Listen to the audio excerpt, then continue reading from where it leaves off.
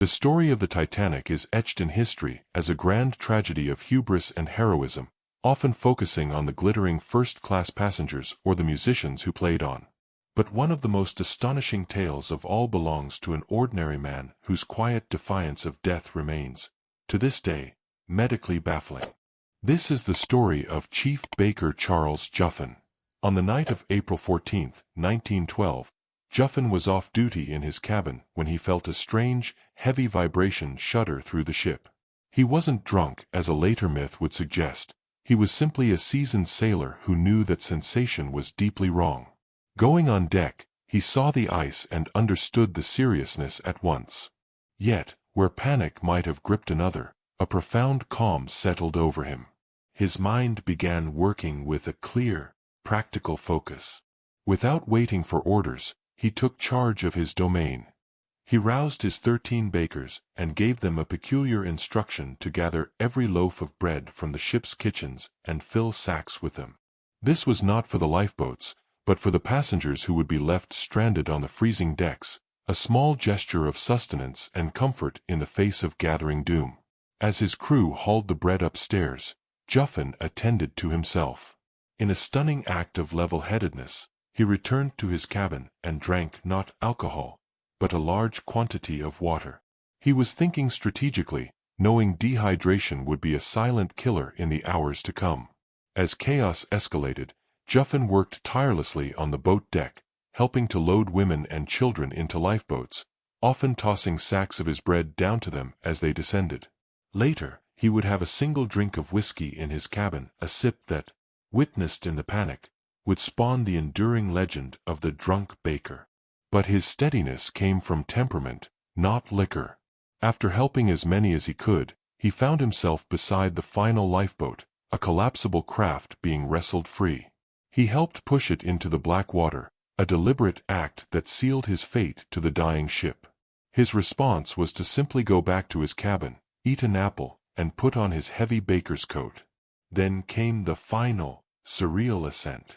As the Titanic's stern lifted terrifyingly into the air, Joughin didn't cling or scramble. He walked aft, stepped over the rail onto the outside of the hull, and began to climb.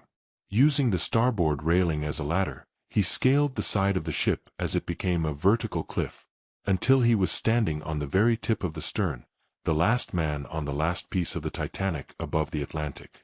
When the ship finally plunged, he didn't fight. He simply stepped off into the -2 degrees Celsius water as if leaving a dock, and paddled away, avoiding the fatal vortex. What followed defies all understanding of human limits. He found an overturned lifeboat, swamped and clinging with 30 men. With no room, Joughin didn't try to climb aboard. He just held onto the side, immersing his body in the killing cold. Medical science states unequivocally that in such water, hypothermia leads to unconsciousness in under 15 minutes and death within an hour. Charles Joughin remained there, gently paddling to keep circulation, for over 2.5 hours. His calm prevented panic, his heavy coat trapped a layer of water that his body slowly warmed, and his focused mind willed his system not to shut down. He was, quite literally, defying biology. When dawn finally broke, he was hauled into another lifeboat, so numb he could not move himself. Rescued by the Carpathia, his first act was to return to what he knew. He went to the galley and began baking bread for the survivors. In the following days, and for the rest of his life, he never sought fame. He gave matter-of-fact testimony, lived a full life, and died in 1956, a humble man bewildered by any label of heroism. Joughin's story is the antithesis of Hollywood drama. It redefines heroism not as a single grand gesture, but as a series of quiet, rational choices.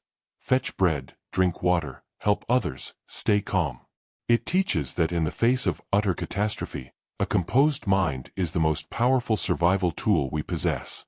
His was a quiet, impossible triumph, a testament to the extraordinary resilience hidden within an ordinary man, and a lasting lesson that sometimes the deepest strength is expressed not in a shout, but in a steadfast and silent will. Based on the incredible story of Charles Joughin, here are the key life lessons we can extract. The story of Charles Joughin teaches us that in any crisis, the real enemy is panic, not the problem itself. A calm mind is your greatest survival tool. It sees options that fear obscures. True heroism is rarely a single dramatic act, but rather the steady accumulation of small, rational choices. Do the next practical thing, then the next. Preparation is not pessimism, but a quiet act of hope. It builds a foundation for resilience. Never discount what you already carry. Your unique skills and traits, however ordinary they seem, may become your greatest assets. Defiance doesn't need to be loud. It can be a silent, steadfast refusal to give up, minute by minute. And true strength is revealed in humility, the willingness to return to your purpose without seeking applause. Finally, remember that human limits are often more flexible than they appear. Your spirit can rewrite what seems impossible. In the end, mastering any fate begins with mastering yourself. With a calm, practical, and stubbornly hopeful mind, simply doing what must be done. His quiet defiance. Subscribe and hit the bell for more stories. And please, share this video with your friends and family. Let's multiply this effort and be the spark for positive change together with lessons from life.